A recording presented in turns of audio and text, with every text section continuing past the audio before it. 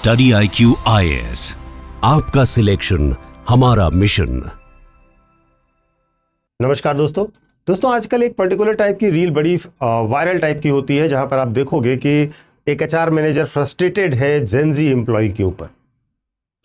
America हो, Europe हो, भारत हो, पूरी दुनिया में कंपनियां आज एक ही शिकायत कर रही हैं कि जेनजी एम्प्लॉयज जो है वो टिक नहीं रहे हैं। कई कंपनियां ओपनली कह रही हैं कि ये जनरेशन इम्पेशेंट है, अथॉरिटीज को नहीं मानती, जल्दी रिजाइन कर देती है, इनमें डिसिप्लिन बहुत कम है। और सबसे शॉकिंग बात यह है कि एम्प्लॉयर्स तो अब ओपनली बोलने लगे हैं कि we are avoiding hiring Gen Z.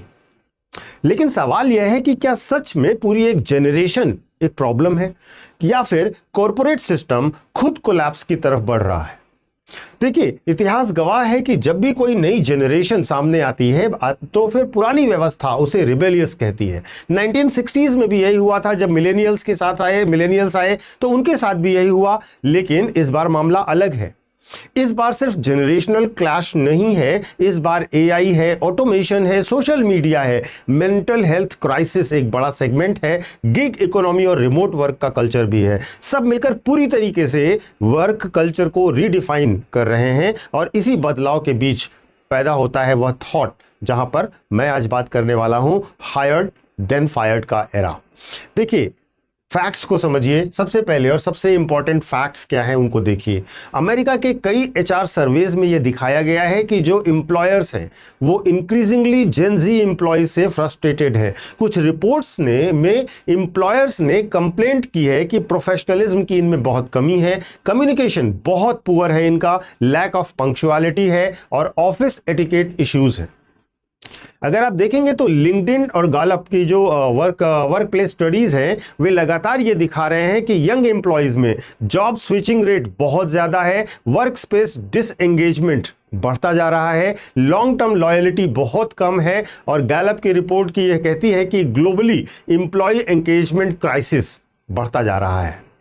और यंग वर्कफोर्स में डिससेटिस्फैक्शन भी बहुत ज्यादा दिखाई दे रहा है। अब इसे लेजीनेस कह देना या इनडिसिप्लिन कह देना बहुत आसान है, लेकिन रियलिटी वास्तव में कहीं ज्यादा कॉम्प्लेक्स है, जो हमें समझनी चाहिए। देखिए, जेनजी पहली ऐसी पीढ़ी है, पहली ऐसी जनरेशन है जिसने स्मार्टफोन के साथ अपना बचपन जिया है, चाइल्डहुड जिया है। सोशल मीडिया वैलिडेशन कल्चर में वो ग्रो हुए हैं, इंफॉर्मेशन ओवरलोड में उन्होंने मैच्योरिटी हासिल की है और पैंडेमिक ट्रॉमा को एक्सपीरियंस किया है। यानी यह जनरेशन साइकोलॉजिकली भी अलग एनवायरनमेंट में बनी और बढ़ी। प्यू रिसर्च और मेंटल हेल्थ स्टडीज बार बार यह दिखा रही हैं कि जेनजी में एंजाइटी लेवल्स काफी ज्यादा होते हैं, बर्नआउट उनमें बहुत जल्दी होता है, जॉब इनसिक्योरिटी का फियर भी उनमें बहुत ज्यादा है। और आप एक इमेजिन कीजिए, एक केवल कल्पना कीजिए कि एक ऐसी जनरेशन जो क्लाइमैक्स एंजाइटी देख रही हो, रिसेशन का फियर देख रही हो, लेऑफ्स कभी भी हो जाते हैं ऐसा देख रही हो, AI रिप्लेसमेंट का दौर देख रही हो, और वह सोचो, आप कल्पना करो कि वो ट्रेडिशनल लॉयल्टी कैसे दिखाएगी ऐसे माहौल में। अब यहां पर एक अनकंफर्टेबल ट्रुथ को भी समझिएगा। कॉर्पोरेट वर्ल्ड जो है वो आज भी लार्जली इंडस्ट्रियल एज मॉडल पर काम कर रहा है। यानी कि उनकी फिक्स्ड टाइमिंग्स है, हायरार्की है, कमांड कल्चर है, वहां पर अटेंडेंस का एक अलग ऑब्सेशन है उनके अंदर, बॉस इज ऑलवेज राइट का माइंडसेट है। तो जेनजी जो है वो एक अलग डिजिटल माइंडसेट के साथ आया है और यहीं से प्रॉब्लम होती है। उनके लिए आउटपुट ज्यादा इंपॉर्टेंट है। वे आवर्स पर काम नहीं करना चाहते, वे घंटे बैठ के बिताने में भी यकीन नहीं करते। फ्लेक्सिबिलिटी उनके लिए ज्यादा इंपॉर्टेंट है, वो क्यूबिकल नहीं है। वे पर्पस उनके लिए ज्यादा इंपॉर्टेंस रखता है, वे डेजिग्नेशन उनके लिए उतना मायने नहीं रखता। और यहीं से कोलिजन शुरू हो जाता है। पुरानी कंपनियां डिसिप्लिन देखती हैं और यंग जनरेशन डिग्निटी देखती है और अपनी फ्लेक्सिबिलिटी देखती है। सोशल मीडिया के दौर ने वास्तव में नौकरी की साइकोलॉजी को भी बदला है, इसको भी समझिएगा। पहले नौकरी एक सर्वाइवल हुआ करती थी, आज नौकरी एक कंपैरिजन बन गई है।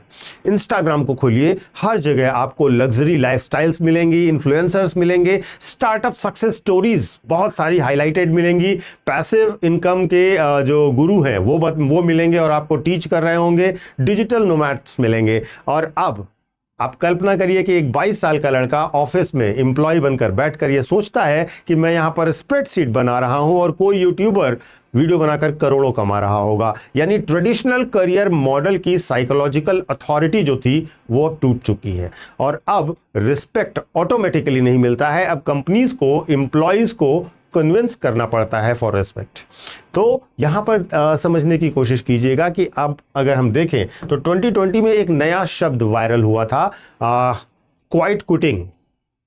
मतलब यह है कि जो पर्सन है वो मिनिमम वर्क करता है, कोई इमोशनल अटैचमेंट नहीं रखता है, कोई भी अनपेड ओवर टाइम नहीं करता है, कोई एक्स्ट्रा लॉयल्टी भी शो नहीं करता है। कॉरपोरेट मीडिया इसको लेजीनेस कहती है, लेकिन जेन जी कहता है कि हम एक्सप्लॉयटेशन को रिफ्यूज कर रहे हैं।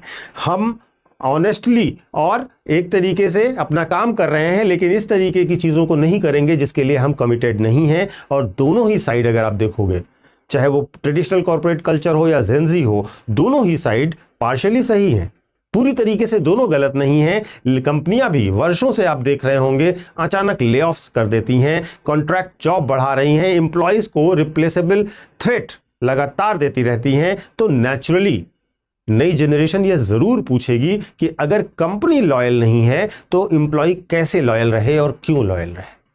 और इस मुद्दे पर कोई बात नहीं करता है, वही केवल एक साथ अब्रप्टली पूरी जेन जी को जिम्मेदार ठहरा देते हैं, जबकि जेन जी एक रेशनल तरीके से अपने अधिकारों और रिस्पेक्ट की बात कर रही होती है। अब आते हैं उस मुद्दे पर जिस मुद्दे के कारण और एक नया माहौल बनता है, और वो है एआई।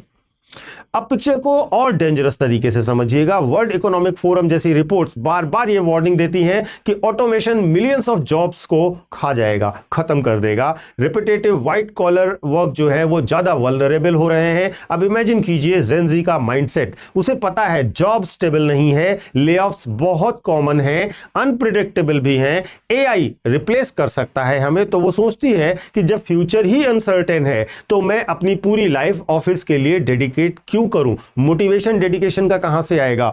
यानी कि कंपनीज लॉयल्टी मांग रही हैं लेकिन मार्केट स्टेबिलिटी नहीं दे रहा है, और कर्मचारी, जेन जी का कर्मचारी रिस्पेक्ट और स्टेबिलिटी मांग रहा है। तो इंडिया में अगर हम इस पूरी घटनाक्रम को देखें तो ये क्राइसिस और भी गहरा है और बड़ा भी है। भारत के लिए ये इशू ज़्यादा सीरियस है। क्यों? क्योंकि इंडिया दुनिया की यंगेस्ट मेजर इकोनॉमी है। हर साल लाखों engineers, MBS graduates job market में एंटर कर रहे हैं, लेकिन प्रॉब्लम क्या है? क्वांटिटी बहुत है लेकिन क्वालिटी जॉब्स जो है वो लिमिटेड है। CMIE की जो रिपोर्ट है वो एम्प्लॉयमेंट डेटा देती है कि बार बार यूथ अनएम्प्लॉयमेंट को लेकर के उसमें कंसर्न दिखाया जाता है। अब इसके ऊपर अगर आप ध्यान दीजिए, एआई के डिस्ट्रप्शंस हैं, गिग इकोनॉमी है, अनस्टेबल हायरिंग है, लो सैलरीज हैं, ये सब चीजें अगर आप जोड़ के एक पूरी पिक्चर देखेंगे तो भारत की जेन जी डबल प्रेशर में है। एक तरफ पेरेंट्स के एक्सपेक्टेशन है उनके ऊपर, दूसरी तरफ अनस्टेबल इकोनॉमी और वर्क कल्चर है, तीसरी तरफ सोशल मीडिया का कंपैरिजन उनके ऊपर मनोवैज्ञानिक दबाव बनाता जा रहा है। इसका रिजल्ट क्या है? एंजाइटी है, बर्नआउट है, कंफ्यूजन है, रैपिड जॉब स्विचिंग है और हाई एक्सपेक्टेशन के साथ लो रिजल्ट्स है। तो सबसे इंपॉर्टेंट बात यही है इस समय की कि मीडिया इसे जेन जी की प्रॉब्लम बता रहा है, कॉर्पोरेट जेन जी को ब्लेम कर रहे हैं, लेकिन रियलिटी यह है कि यह एक सिस्टम क्राइसिस है, यह एक पूरी व्यवस्था की समस्या है। इंडस्ट्रियल एज माइंडसेट वाली कंपनीज डिजिटल एज ह्यूमंस को मैनेज करने की कोशिश कर रही हैं और उन्हें ब्लेम कर रही हैं, लेकिन दोनों की साइकोलॉजी ही अलग है।